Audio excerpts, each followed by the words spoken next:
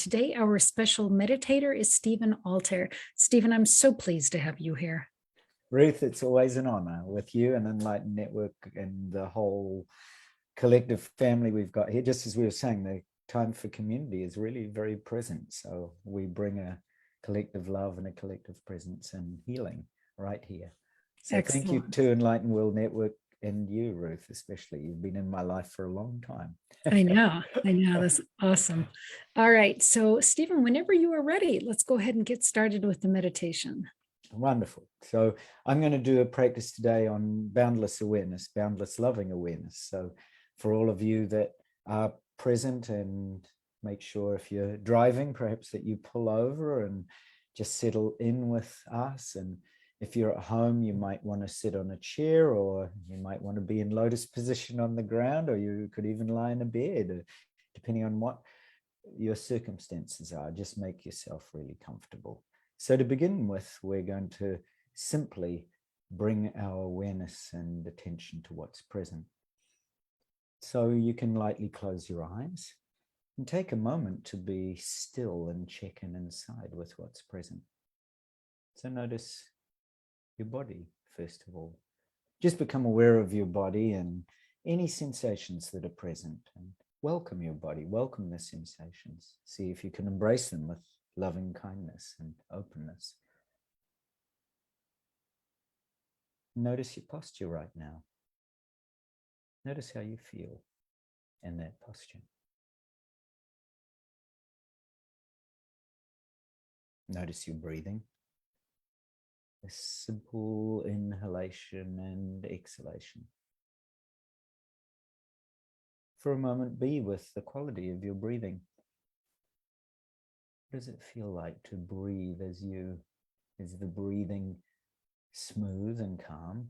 Is it a little rough around the edges or jagged? Whatever it is, be present to that.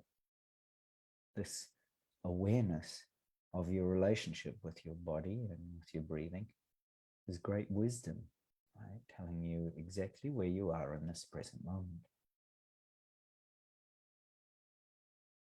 Drop your awareness from behind your eyes down, right down through your body, through the heart space, through the belly, right down and into your feet.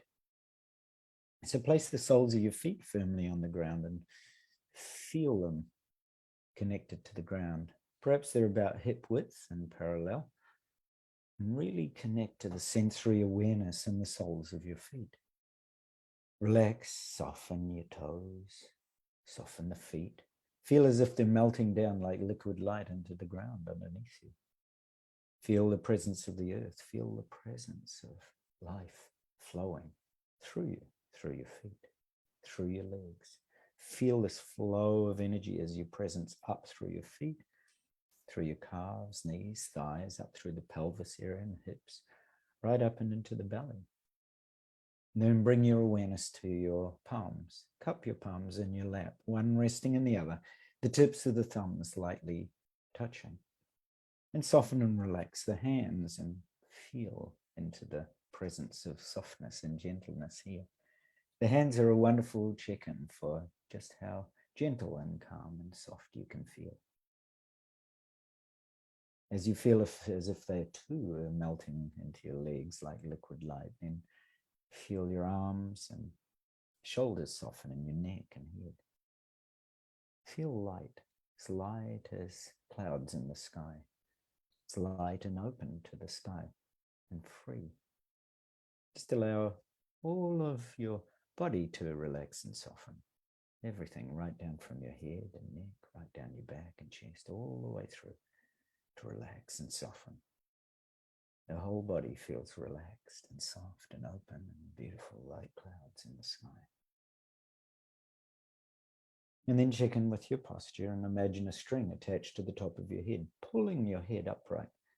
There's this feeling of vertical spaciousness, of clarity, of uplifted vibration, of energy pulling you upwards, of ascension, of rising. And tuck your chin to gently lengthen the back of your head and check in with your tongue. Relax your tongue. The calmness and soften this feeling of softening and lightness in the tongue. It's a good way also to check in with just how calm you feel. How is your tongue doing? You can even ask it, how are you doing, tongue? How are you doing, body? How are you doing, breath? Notice how it feels when you sit upright like this. It's much more intentional, much more focused. And you can smile, right? There's a beautiful feeling of smiling. There's a sense and quality of beauty as you smile, Christ's smile, or the Magdalene's smile, or the smile of the Holy Spirit, or a divine mother, or an angel. There's this beautiful sense of smiling, the quality that smiling brings, like a young child, this sense of freshness and openness to every moment. Really feel that subtle sense of smiling and beauty, this gratitude for being alive. Really soak in this feeling of gratitude and happiness for being here in this moment. No matter what the struggles of life are, or the tensions or aches or pains in the body, for just a moment, you can feel this calm happiness of gratitude in your heart. And you feel this Buddha or Christ smile, this divine mother's smile in every cell, expanding from your heart and fusing every cell in your body, vibrating positive, clear, open, beautiful sensations, sending calm happiness from your heart to every single cell and out to every being, all your loved ones. You can touch them all with your calm happiness and peace, with this loving kindness and beauty. You can touch your family, your dad, your mum, your brothers, sisters, all those you know and love. Perhaps your whole ancestral line, even those who have departed, you can touch them all with your sense of kindness. You can touch all your friends, relatives, all those you know and don't know, all the animals, all the living creatures on this planet, all the creatures, living creatures and civilizations beyond this planet. You can touch them all with your loving kindness and calmness and peace. Then you drop your awareness deep into your belly, deep into breathing in the lower abdomen. You just breathe in and out calmly here. Bring your awareness to the sensations of breathing here. As you breathe in, expand. As you breathe out, you relax. Calm, happiness. It's as if you're breathing in calmness, expanding and breathing out happiness and relaxing. There's just this beautiful sense and flow of calm, happiness and peace. And become really aware of the entire in-breath. So that from the moment you begin to inhale, all the way, every moment of that inhale, until you pause in the gap of silence and stillness. And then all the way on the exhale, every moment, until you pause in this gap of silence and spaciousness. Breathing in this calmness and breathing out this happiness. Just do that in your own time, quietly, in stillness and spaciousness, just for a few moments. And count the exhale. So every time you count, exhale outwards, just count 1 on the exhale. And breathing in, pausing in the gap, being aware all the way on the exhale, and then counting 2, and so on. And if you lose count, it's totally okay. Just start again at 1. If you get to 10, then begin again at 1. It's just so simple. You're just counting the calmness, counting the happiness, just counting on the exhale.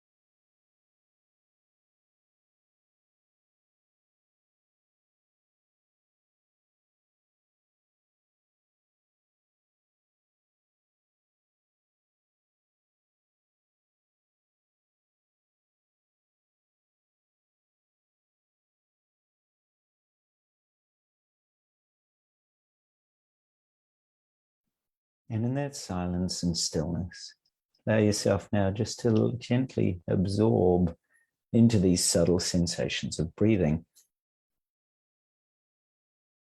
As you breathe, become aware now of where you're aware from.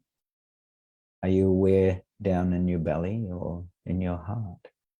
Are you aware at the tip of your nose, or are you aware from behind your eyes?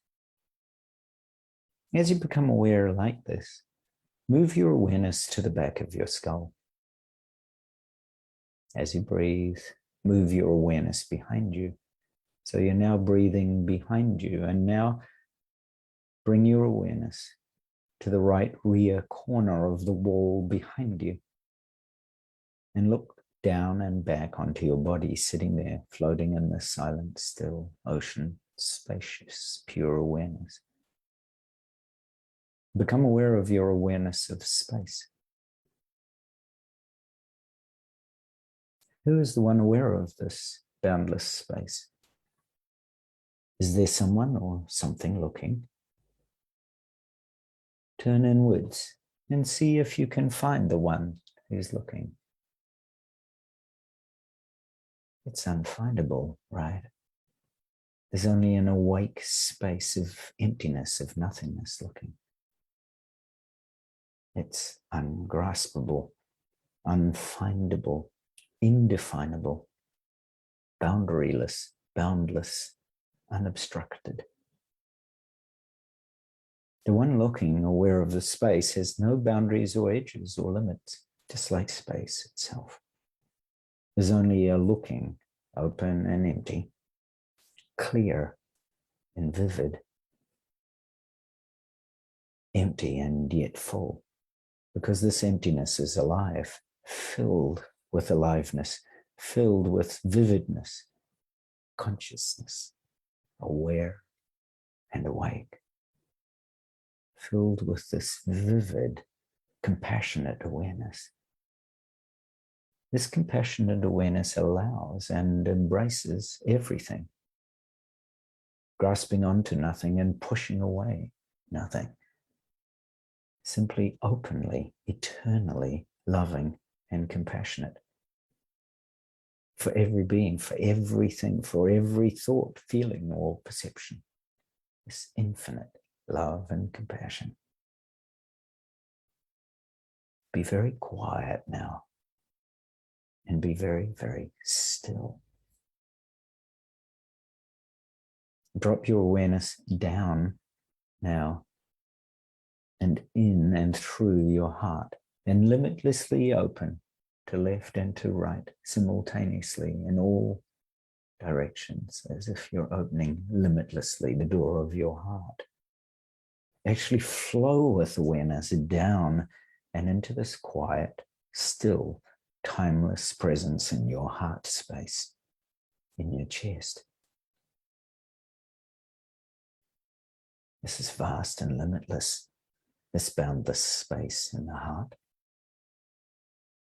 It's capable of embracing everything. Nothing is excluded. There is a vast sense of mystery here, like the unknown, unborn, and uncreated nature of being. This limitless space in the silence of experience in your chest, in your heart space.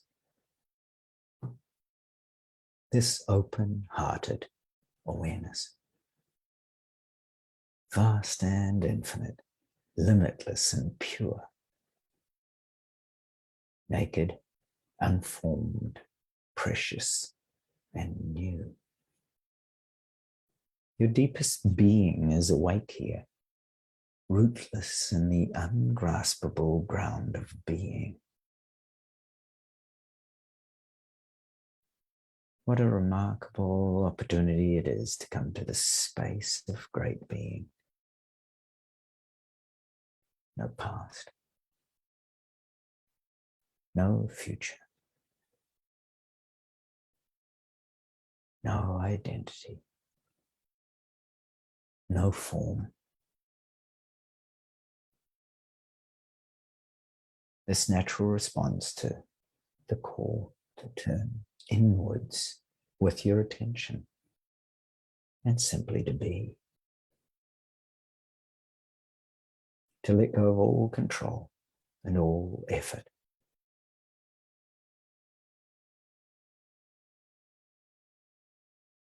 Remain here for a few moments. Stay here in your natural silence and stillness, in this place of great peace.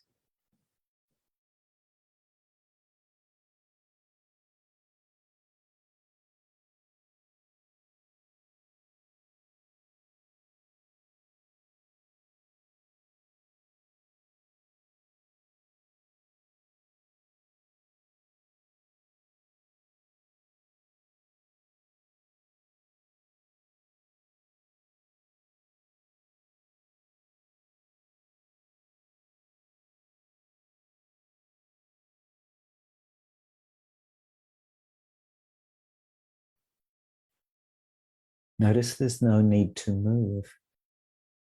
Wherever you move is vast, boundless, infinite space. This infinite space of being, of boundless love, in which you've come to absolute rest. Notice there's no sense of time. It's timeless. Notice there's no sense of limit. It's limitless being. There's no grasping. It's ungraspable. There's nothing to find. It's unfindable.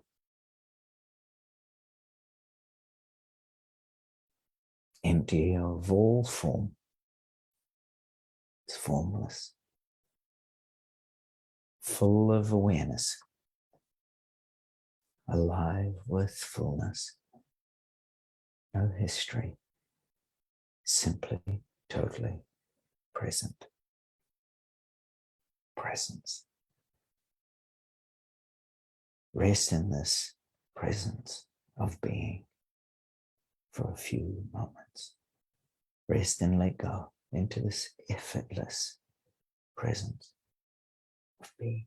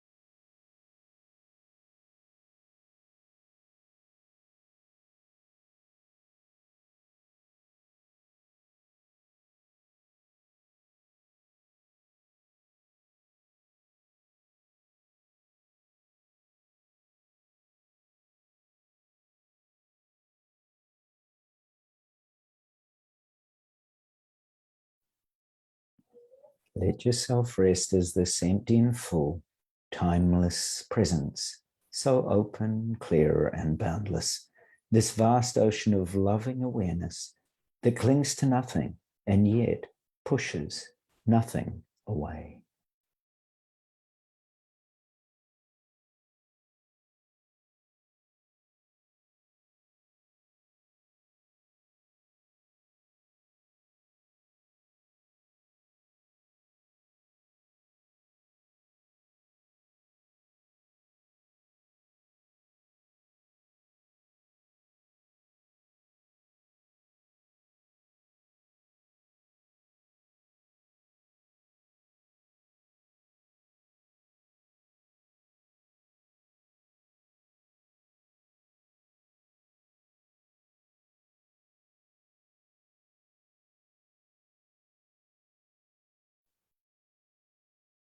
Feel this openness, this clarity, this mystery, formless, unconditional love and compassion, so naturally and effortlessly present.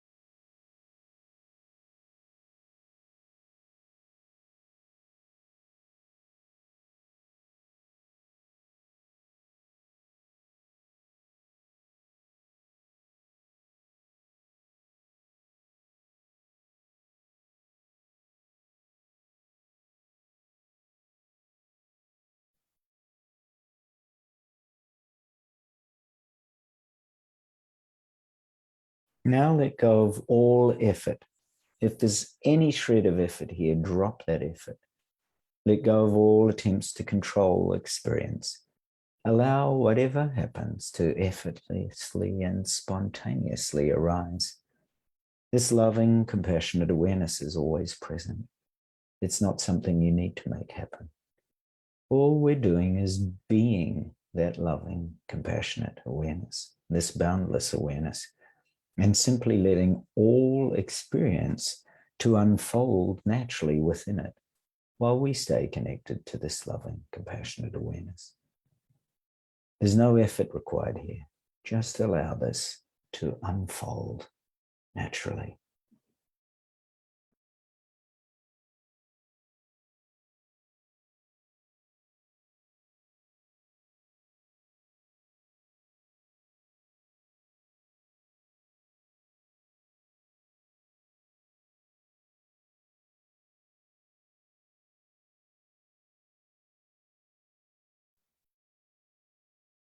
And now drop the orientation to anything whatsoever, to what you hear or feel in your body, to what you're seeing within. Just drop the meditation completely and just sit in effortless, boundless awareness.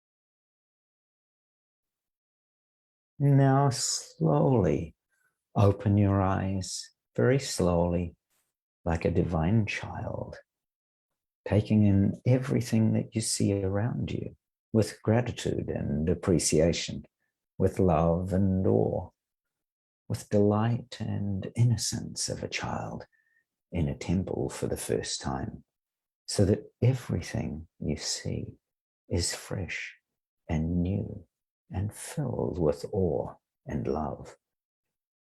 It's as if every object in your room, the walls that you gaze upon, are smiling back at you with loving, compassionate awareness.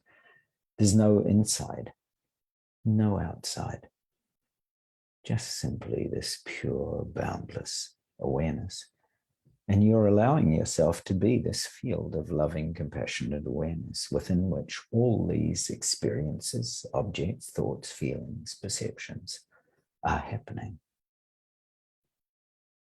As we completely open together, become aware of all of us meditating here in this loving, compassionate, boundless awareness, we can reach out across time and space to all souls and connect with all beings. Slowly move your body a little bit, feeling each movement as an expression of this loving, compassionate awareness. Take a look around and notice the small details of the world around you as you perceive them. Now, as expressions of pure, loving, compassionate awareness. Take in the richness and the beauty and the freshness of this moment and this moment and this moment and this moment. Every moment filled with the uncreated power of being. Every moment fresh, filled with wonder, filled with mystery. As you move on to whatever comes next in your day, rest in this felt sense of this empty and full, timeless, loving presence. This ground of being, unborn, uncreated, open vastness, spacious, loving awareness that allows every single moment it embraces this one and this one and this one, simply to be. Thank you always for your divine and immaculate presence.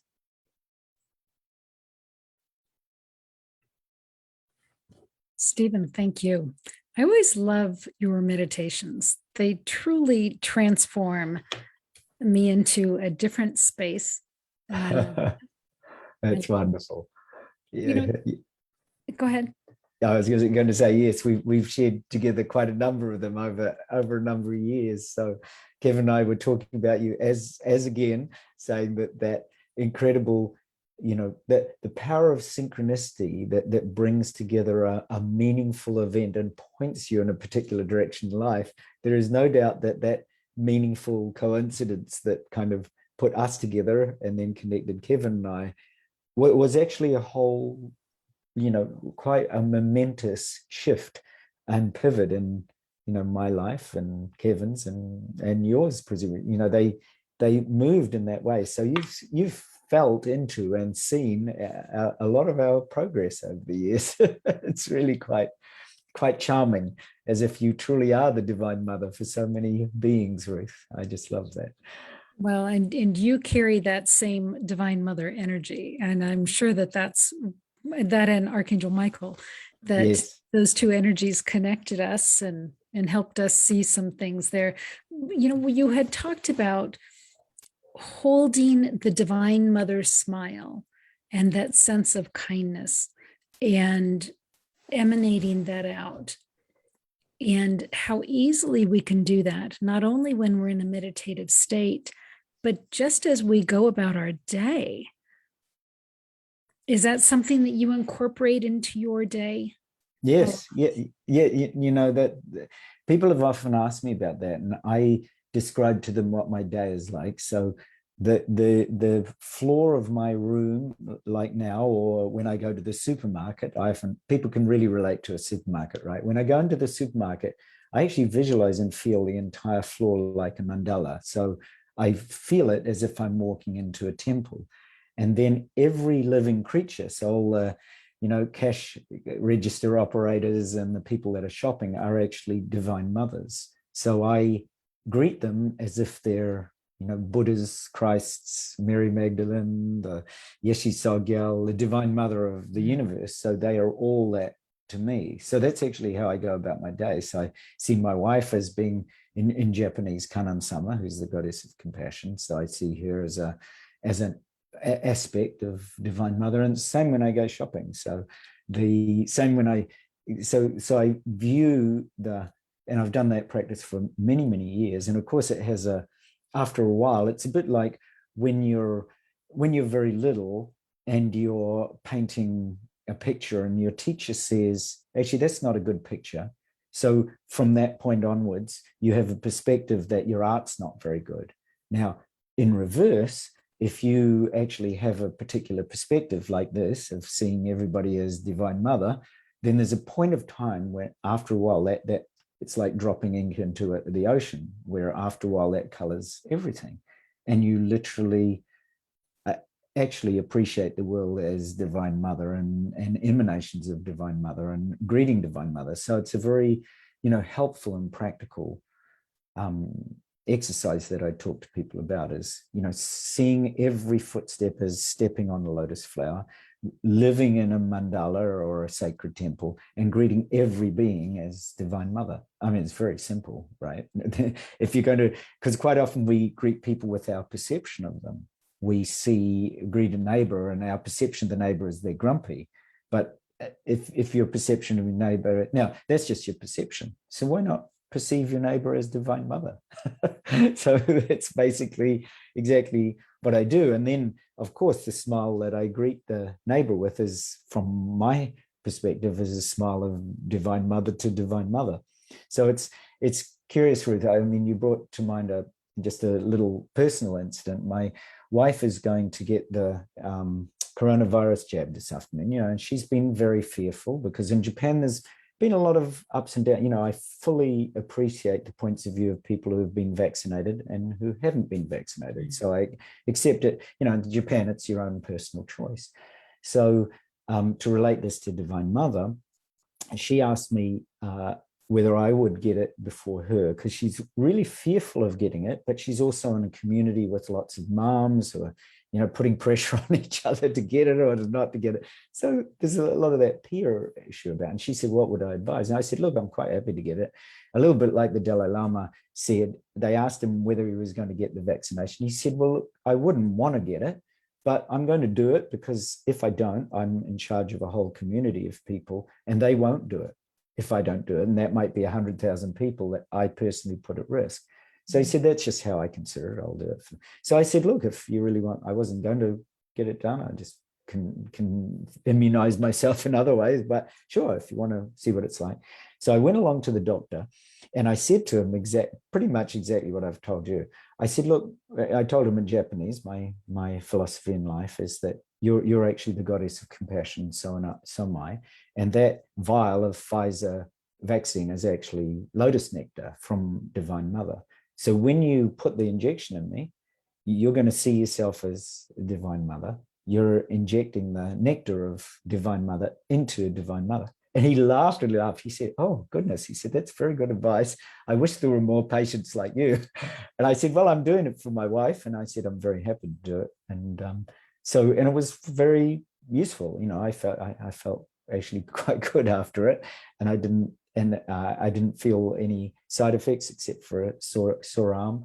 And so I said to my wife, look, if you practice that, I said, there's no doubt that when we enter into something with fear, whatever it is, because there's often struggles and things that we have in our life that are not that comfortable. I mean, the dentist is another one of them. When you have to go to the dentist and you get an injection for it's not that comfortable, right? And you're receiving stuff into your body that perhaps you'd rather not receive. But there's ways that we can be open to that. And I'm particularly aware of, say, some of the masters who used to take poison to show their students that, in fact, they could transmute this just simply based on consciousness. So I'm aware, I absolutely honor and respect anybody's view, whether they want the vaccination or whether they don't. And I'm then also aware that there are ways through Divine Mother that we can transform and be open and help anybody. So it was especially powerful bringing the doctor into that equation. And he did say, he laughed and laughed. He said, my wife thought that was quite a humorous moment, because I'm sure nobody had actually ever told him. And he said that, he said, nobody's ever suggested that I do it that way. And he said, the community that we're in is a very elderly group. We live right out in the country by a Zen temple and a beautiful forest, and there's just, the clinics are almost deserted. And he said the people that he gets, he was so kind, because he said, look, lots of people come and they're filled with fear and they don't know what's going to be the side effect. And so he said, to have this kind of philosophy behind it is actually quite helpful to some of his clients who are extremely fearful. So anyway, there's just a little personal story that I thought was, might be helpful to people who might really consider everything, right? You can't say this is Divine Mother and this isn't. Either everything is or everything isn't, in that sense. So I think it's, it's a beautiful lesson. I especially remember some of the stories of the Tibetan monks and nuns, when they were in prisons for 20, 30 years. And they said, I asked them afterwards, in interviews that I used to watch on the BBC, saying, oh, what did you fear the most? Did you fear the torture? Did you fear the guards? Did you fear the violence? And they said, no, actually the thing that I feared the most, I always get very moved when I think of this. The thing that I fear the most was that I would lose the compassion that I felt for the whole situation, and for those guards and for my torturer. And I just thought, that's been a lesson I've held close to my heart my whole life. Because, if we genuinely have that degree of Divine Mother's compassion and love for any situation, whether we're receiving a vaccine or not, whether we're in the company of people who are struggling or in enlightened souls, whether we're at the supermarket or with our family, there are just beautiful ways that we can bring that eternal consciousness and love of Divine Mother and the archangels, especially Archangel Michael, who, as you know, has been in both our lives. That there's just such miracles that arise from that awareness. So that's beautiful. Stephen, that's beautiful. So can you share with us, what is new on your horizon? I know there's a retreat that you and Holly are putting together. Yeah. Is that looking like that's happening? Curiously enough, that retreat, which was to be in Maui in November, we've actually postponed it, rescheduled it for February or March, because we had three, so we needed 10. We had 3 people initially. And then I was also inquiring into, the politics and mechanics of going to Hawaii and back again. At the moment, the US is on a restricted list. In other words, if I can go out to a US state like Hawaii, but when I return to Japan, I have to spend 14 days in quarantine, even though I've been vaccinated. So I thought, okay. And my wife thought that mightn't be such a great idea at the moment, because it's 2 weeks I'm literally spending away from the family after the 7 to 10 days of the retreat. So we spoke to everybody and said maybe that wasn't quite the right timing. So so we'll do that next year, just when circumstances are perhaps a little bit more amenable to easeful travel. So I know within the US it's easy for US citizens to travel back and forth state to state. So it was relatively easy for Holly to go to Hawaii and back again, but not so easy for me. So that was a good learning lesson. I thought, that's not the right time to do that. So we're doing that, and there's right at the moment I'm in the middle of an astrology for awakening course. So that's a purely experiential practice of astrology from the point of view of how can we use the ancient traditional practices of astrology from Tibet and from India, and some of the alchemical practices of some of the ancient wisdom schools, so all of those which I was trained in, to awaken through the power of astrology and the use of many of its techniques. And actually I'm giving, for anybody that's interested, I'm giving a talk on the ancient traditions and practices of Tibetan astrology for the Sydney Astrological Society in a week or so. But you can find out any of those details from my website at altairlove.com, or contact Ruth or contact me directly. And Kevin and I are right in the middle of another Raising Our Vibration course. So we're about week 3 into that. The astrology course I'm doing in 10-week sections, so people can join it. So we're in the first 10 weeks. It's actually a 40-week training course. I aim to train you as an astrologer if you're interested. Wow. And I'm starting a Reiki course that I'm giving with Dr. Ranga Premaratna, actually directly in about 17 minutes.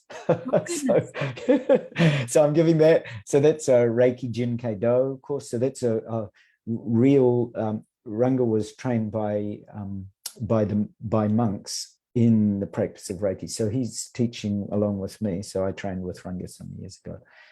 He's giving a Reiki course with me, starting about 17 minutes, but people would be welcome to join after today, because they can, all these are recorded and can be sent to them. Kevin and I are releasing a new digital course, so one that you can do at any time, called The Inner Secret, soon.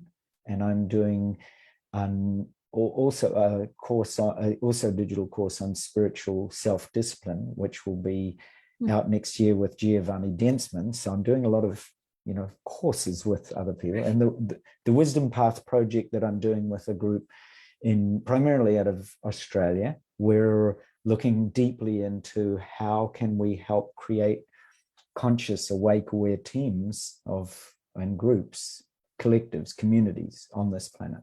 So we've done a lot of connection with scientists, philosophers, business people. So we're potentially looking to, in the future, to be able to fund with noble investors people's noble purpose, right? Because there's a lot of individual projects out there that you kind of go through a traditional business incubator, but we're looking at wisdom incubators. How can you actually bring the noble purposes of these wonderful people throughout the world who want to serve? How can you connect them with noble investment rather than just the investment? So we're actually looking at developing new currencies, a trust coin and a love coin, which is all down the road too. So those are all some new things that we're new.